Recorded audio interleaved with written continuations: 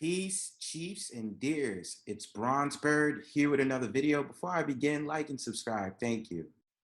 So, just paying attention, if you've been rocking out with the Vet Thy Children series so far, this is just more or less me trying to give y'all the awareness about what's going on in your society if you didn't know already, about what they're pushing towards your children, and about how a lot of the foot soldiers for liberalism is really trying to put their foot into your child's education by changing everything around and making it an unsafe environment for your children. Absolutely 100% true. Now, we have an understanding the history of America, that when it came to a lot of these social movements and all these social stigmas, that it did affect the child, it did affect the children, it did affect a lot of things in history. There's a lot of videos out there of children being spit on or having their hair pulled and all these different things out there, and more specifically so-called Black children. Also, a video I remember seeing on IG a long time ago, back famously, this whole entire video that happened with so-called Black children being confronted by so-called white children in the community of Hollis, Queens in 1978, if I'm not mistaken, where they would be called the N-word and saying, why are you on my block? Why are you riding your bike here? And all these different things. Yes, I get it. Certain things do happen. And we've made a lot of change from that time in history. But this video I'm about to show y'all, I wonder if the famous Martin Luther King Jr. would be proud of seeing this happen in his home state of Georgia, more specifically Atlanta, the city, in which they're trying to take this whole entire notion now of segregating classrooms by race. And of course, they're trying to still create the whole entire problems between so-called Black people and so-called white people, which, if it really came down to it, I would vote for the solution of having separate schools instead of having separate classrooms, because it's still the idea that both nationalities in particular still have to interact with each other. But now what they want to do is separate races by class, which I find the most weirdest thing. So I'm just going to share this video and just give my commentary on it along the way. So peep.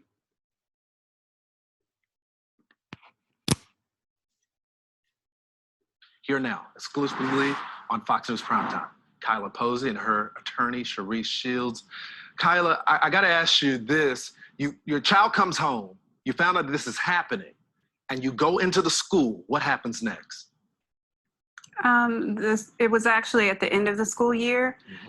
She contacted me for the placement for the upcoming school year to just check to see what we wanted. And I informed her of the teacher that was the best fit for my student. And that's when she informed me that if I placed her in that classroom, that she would be by herself with no others that looked like her. And when I questioned it, she told me that that was not the Black class. I was then confused, appalled that in 2020, we're talking about Black classes and segregation. Wow.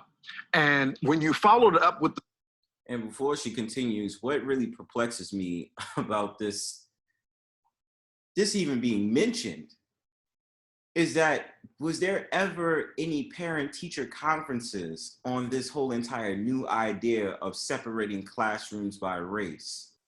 Because then it would put in a child's mind that because of racism, that so-called white children have it better when it comes to education, therefore they have more advanced classrooms than the so-called Black classrooms. That's the thing here that I question, and which would be very, very annoying to know that this mother had to go through that, and that this school didn't really say anything about it, or really had a very frontal conversation with the parents of that school.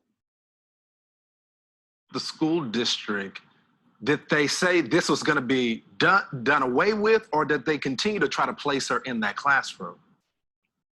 They did not place her in that classroom, but they did tell us it was months later by the time they had investigated and gone through the process and confirmed that the principal had in fact had this practice going on. So after that, they told us that they were that was not a practice of the district, a policy of the district, and they condoned it, and that she would not be allowed to do that anymore. Kyla, is your daughter still at that school? She is. And is that teacher still there as well? The principal is still there. She is the person that, she is still there. Sharice, I want to go to you because you are filing a suit, a complaint with the state. Where does that stand right now, and what do you hope to accomplish? Well, we filed a complaint with the Office of Civil Rights of the U.S. Department of Education, so it's the federal government. And we're seeking to have the practice ended, not just at Mary Lynn, but to the extent that other schools are doing that and within the Atlanta public school system. We want those practices ended. It's a violation of the Civil Rights Act of 1964, Section 6, to treat one race of students differently than another group of students, race of students. And so we are asking for the practice to cease. We are also asking for the leadership team at that school to be removed because they were well aware that this was a practice. They condoned it. It seemed to support the principal in her decision to designate these Black classes. And so they need to be removed. And that's what we're asking for. Sharice, a quick follow.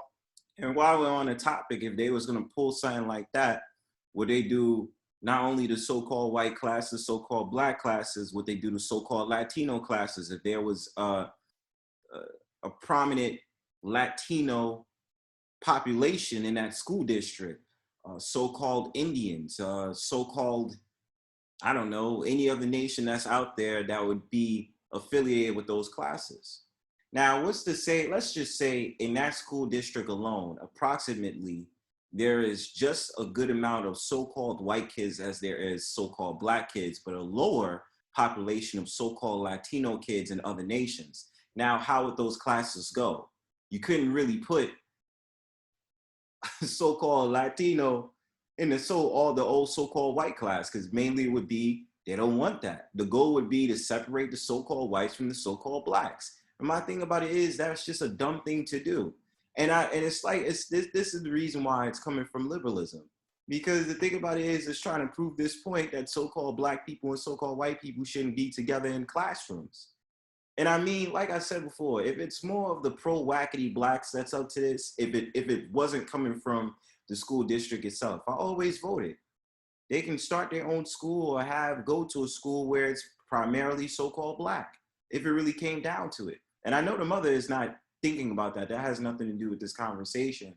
But I'm just saying that, you know, a lot of the times it just doesn't make sense that they pull ploys like this. And if you understand what they're doing in the United States, they're doing a lot of rinky-dink stuff under the map, and they're not telling the parents about it. So they're finding out months later, and then they're just sitting up there like, what the hell? We never talked about this at the parent-teachers conference. We never talked about this. So now y'all pulling all these different things on us, and you just expect us to ride with it because this is gonna better your child's future. But how, if you're segregating them? Follow up for you. And that causes nothing more but friction between students because of their race, because of their nationality. You say you filed this with the Civil Rights Division. Is that the Department of Justice, or is that the Civil Rights Division of the Department of Education? U.S. Department of Education. The U.S. Department of Education. And so when they said that they took action, what did they reveal to you, the school district? Well, the school district has not revealed that they've taken any action. They are aware of Ms. Posey's complaint and have said that that's not a sanctioned practice, but they have not told us what action they are taking to ensure that this doesn't happen in the future. My thing about it is, and my theory on this is just my theory. When they talk about taking action, they're just gonna talk. They're gonna have a little meeting with some coffee and donuts and some nice little pastries. And they're gonna be like, yeah, that black lawyer, that black woman lawyer, yeah, she's trying to make a big deal and make a big stink. Let's just give her a little something so she can shut the hell up. And it's really sad for me, and I'm not really trying to make a joke off of it, but just the fact of the matter, like, seriously, like, a lot of the times they say certain words to make it seem as if they're doing something about it. But more specifically, I would imagine that they're going to do something like this in the future. And that even though this is in Atlanta, they would probably pull it in other states as well. In other cities, that is. And currently the complaint is pending in the U.S. Department of Education, so no action has been taken, or the department has not required them to take any action at this point. And we're also talking about in the era of Biden and Kamala Harris. We're talking about them, okay? Like, a lot of people say it has something to do with the Democratic Party. Hey, maybe, I'm not sure, and I'm not going to shame people who are Democrats, but you know, a lot of people are starting to wake up when it even comes to politics, and then politics being related to the school system. Sharice, they said that this wasn't her intention. As an attorney, you're going to have to make this case. So what do you think her intentions were? Well, what's troubling about what she did is that she made a unilateral decision. There's a reason that we have the Title VI of the Civil Rights Act, because we cannot have government entities making these sort of race-based designations. She should know that. In a leadership role as an administrator, basically the CEO of a public school, she should be well aware that that is not a practice that is authorized by law. And as far as her intentions, however well-intentioned she may have been, in 2021, you cannot designate classes as a place where you put Black students, a Black class, as she referred to it. And interestingly enough, I mean, Atlanta Public Schools was one of the first school districts where a lawsuit was filed back in 1958 to desegregate. And it was one of the first to be released from supervision of the federal courts when they reached what was deemed a reasonable time period of desegregation. And so to fast forward now to 2021, some 50 years later, it'd be interesting to see if the Office of Civil Rights deems this practice of designating Black classes as being compliant with the desegregation. I gotta tell you, Sharice, it just seems like we're going back in time, and I hope this gets serious attention from the department. We'll be following it. Thank you, Kyla and Sharice. Here now.